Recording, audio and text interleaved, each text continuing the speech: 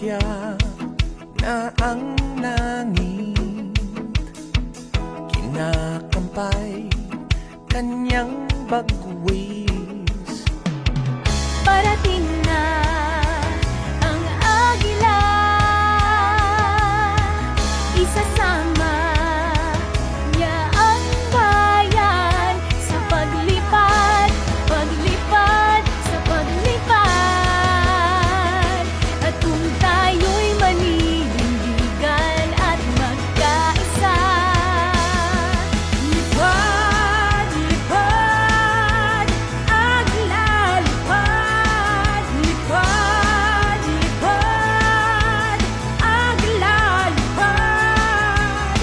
Inday Sara, ikaw ang pag-asa ng ating bansa. Inday Sara, ikaw ang agila. We should all rally behind our government and focus on the task of turning our country to a globally competitive player in the Asian region, not turning against each other.